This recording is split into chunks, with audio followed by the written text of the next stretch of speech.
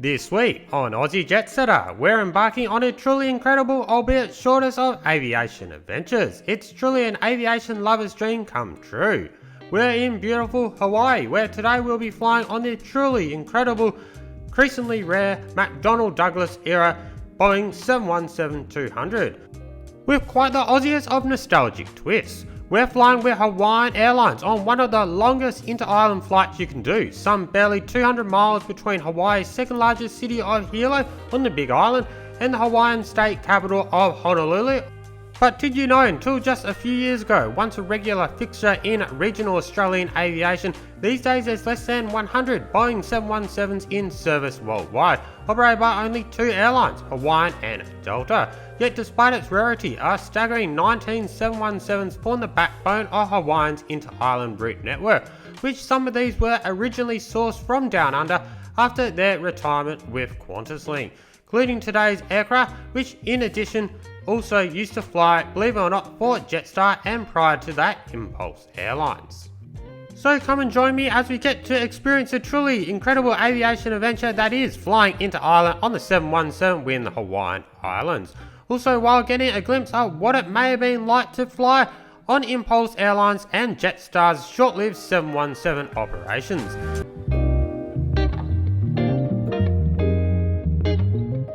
Hello, good afternoon, aloha, and welcome to the beautiful tropical island state paradise that is, of course, Hawaii. Maybe about 5 or 6 hours off the west coast of California, deep in the middle of the Pacific Ocean.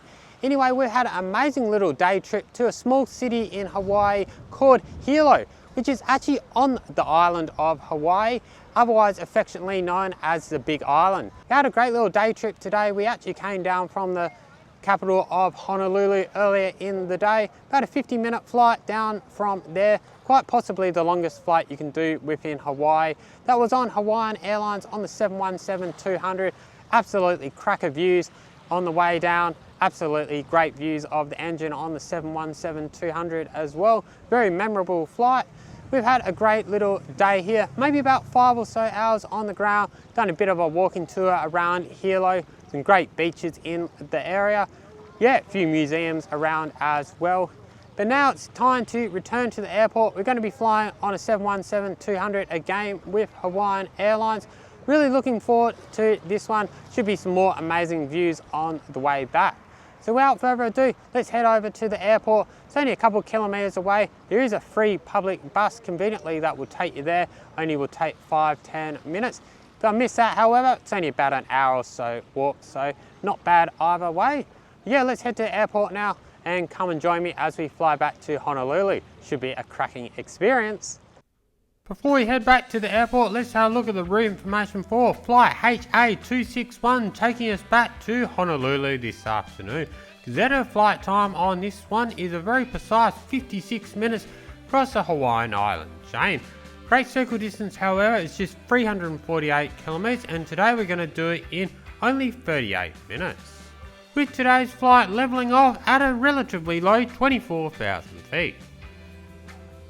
As I alluded to earlier, we're getting the free bus all the way back to the airport today from the very centrally located Hilo bus terminal, which is located in the centre of town, about 3 miles from the Hilo International Airport. At a pinch, you most certainly could walk to and from the airport into Hilo City Centre. Very scenic walk indeed. Yeah, we are getting the free Helion bus service today. Believe it or not, in the county of Hawaii, as in Hawaii Island, the bus service seems to be free anywhere on the island, which is quite incredible in my opinion. You can even get the bus free to Volcano National Park, or even to the other side of the island over at Kona, home to the other international airport on the island, some 1.5 hours drive away. So in a nutshell, while it's certainly not the most frequent of service, at a pinch it's certainly doable to explore the island of Hawaii on this free Helion bus service that operate a total of 24 fixed and flexible bus routes county-wide. I find it quite incredible, to be honest, in a country so expensive where even basic everyday necessities such as public transport seem to cost quite a lot of money. Really is quite hard to believe it's free here on Hawaii Island. Whilst the county of Hawaii probably want you to believe it's all about promoting an uptick in public transportation use and to promote tourism post-pandemic and that sort of stuff, in my opinion there's a lot more pressing theories behind why this is actually the case. And just like that, welcome to Hilo International Airport, located and servicing the windward eastern side of Hawaii Island. One of the two international airports servicing Hawaii Island, other being Kona International Airport, which you'll find on the leeward western side of the island. According to the latest statistics, this airport serviced shy under 1.5 million yearly passengers. Despite what its name might suggest, it's actually quite erroneous that this airport is indeed international. That is not really the case at all. In fact, it has even had flights to the mainland United States since 2023. These days it's only regularly serviced by two main airlines, which are Hawaiian Airlines and Southwest, which both operate multiple frequent departures to Honolulu. Hawaiian also operate a service to Kalahui on the island of Maui.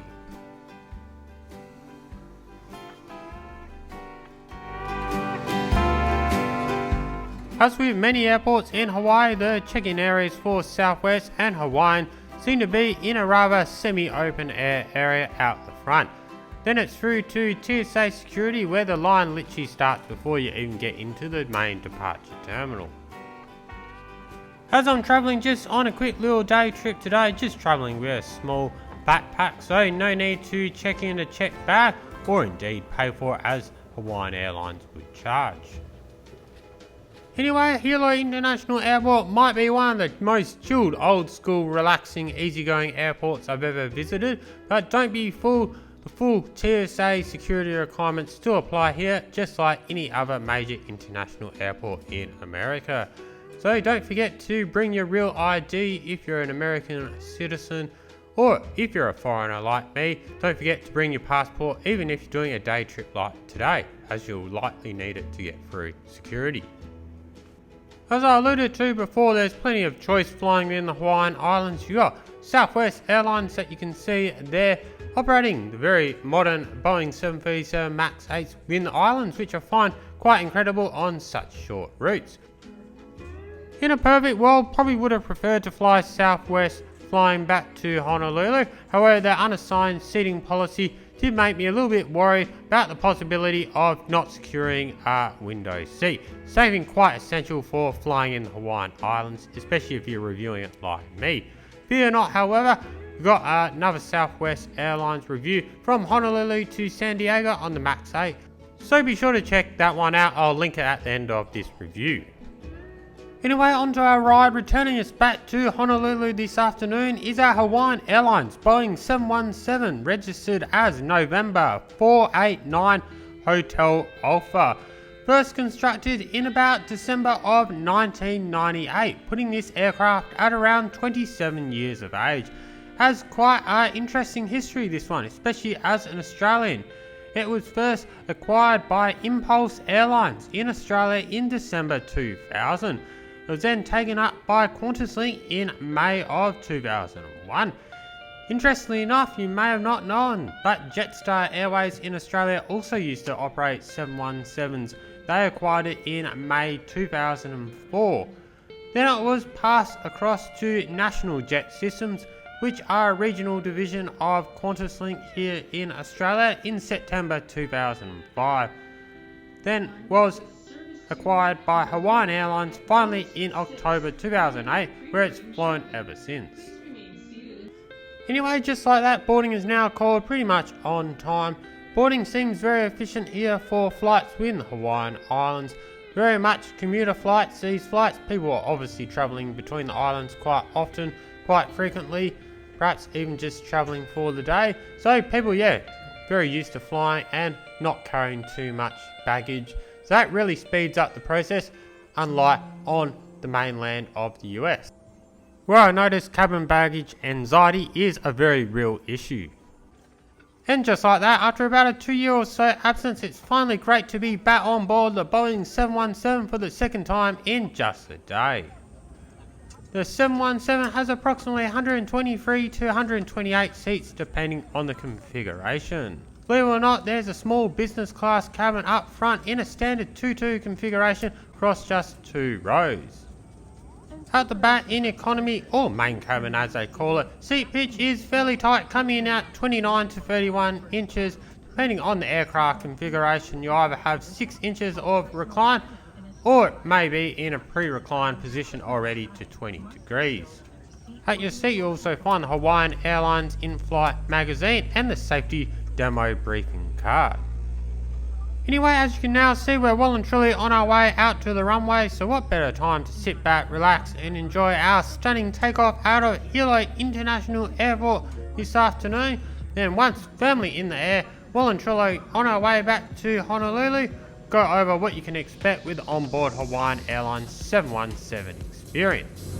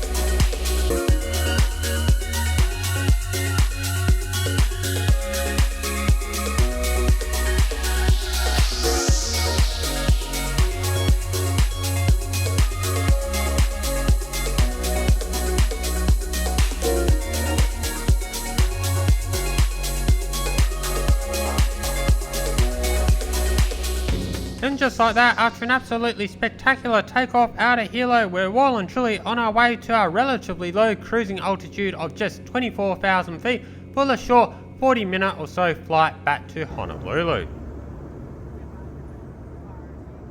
Whilst obviously the main appeal of this flight is simply going to be watching the beautiful Hawaiian Island scenery go by, believe it or not, for such a short flight there is actually an onboard service.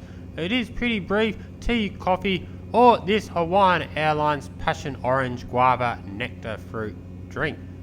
Tasted pretty artificial, but don't get me wrong, it was incredibly refreshing after a day exploring the Hawaiian Islands.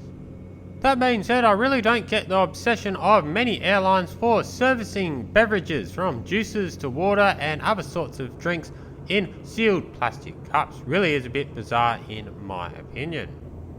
From what I could see, there's no buy on board menu with Hawaiian Airlines inter-island in Hawaii. Probably would agree with the airline, implementing such menu would be more trouble than it's worth. Now on to in-flight entertainment. Long story short, there really isn't any on Hawaiian Airlines on the 717 inter-island. There is in-flight magazine, which may be a good read to kill a few minutes of your time. Maybe you could watch something on your phone, but yeah, if you're thinking of whipping out your larger device like a laptop, just forget about it, because it's not going to work well on the comically small fold-back tray table. Thinking about IFE really should just be an afterthought on this flight. The real entertainment, all you got to do is look out the window to see. Island hopping across the Hawaiian Airlines by air is an absolutely aviation lover's dream come true. Probably one of the coolest things you can do in aviation in my opinion. Not only are we flying on an increasingly rare McDonnell Douglas era Boeing 717, we're also flying across some of the most spectacular and diverse scenery of the world. With inter-island flights in Hawaii giving you opportunity to see some of the most beautiful islands in the Hawaii island chain, such as Molokai, Lanai and Maui, all while we travel between the Hawaiian Big Island and the most populated island of Oahu, home of the biggest city of Honolulu. At this point in the flight there's not much more to report about other than it's going incredibly quick. From a service point of view, very much a carbon copy of the experience I had flying over to Hilo early in the day. Very quick and efficient service, very much what you'd expect on such a short flight. This point in the flight it's really just about enjoying the last glimpses of the spectacular Hawaiian island scenery below, which compared to the flight over in the morning is a little bit harder to see due to greater cloud coverage. I think the weather is a little bit more settled in the morning, so that's when you're going to get a better chance of seeing the islands unobstructed.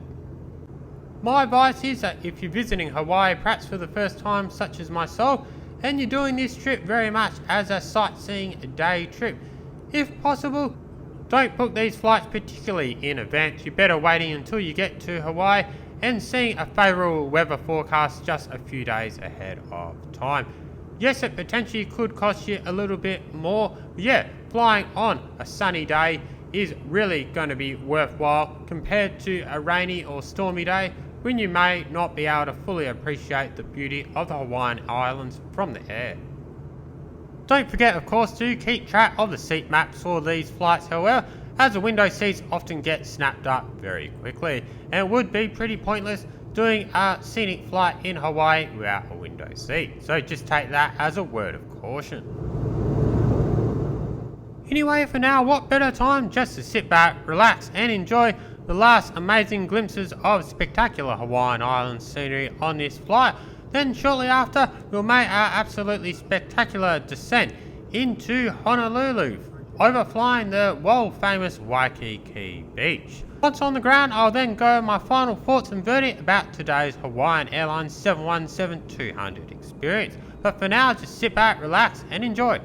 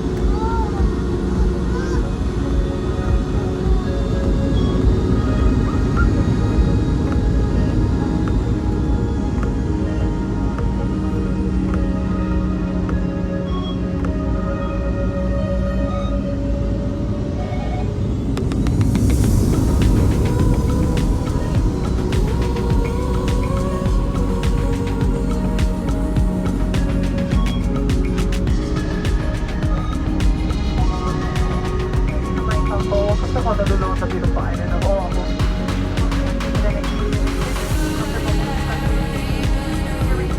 The next property zone until our aircraft is completed completed final stop.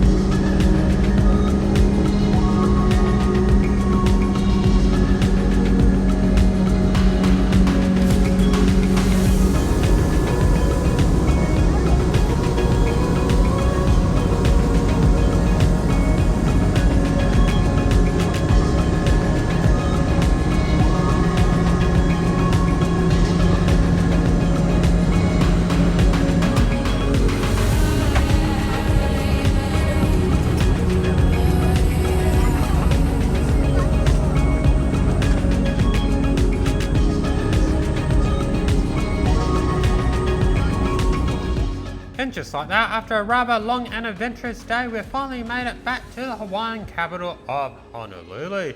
Capping off a very exciting day, my first ever inter-island day trip where we're not gone by boat or ferry, but indeed we actually flown on a jet plane. Which was a very cool experience for me, living in West Australia, doing day trips, returning to the same destination that you started from is not particularly practical for Perth residents due to our isolation to destinations of notable interest and of course the very high price of airfares. Anyway, before we wrap up today's flight review, just let me reflect on the practicality and costs of doing day trips in the Hawaiian Islands by air and returning to Honolulu the same day.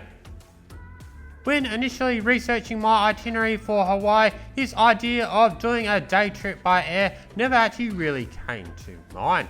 Originally thought maybe I'll spend most of my time in Honolulu, do day trips around the island of Oahu, and then perhaps move on to one of the other islands where I could stay for a few days before flying onto the mainland of the US. But the problem that would soon come apparent with this approach would be simply the constraints of cost and time and pure practicality. But the reality is, all the islands look absolutely amazing places to explore and stay. Though I didn't really have a direction on exactly where I wanted to prioritise considering my limited amount of time and indeed budget.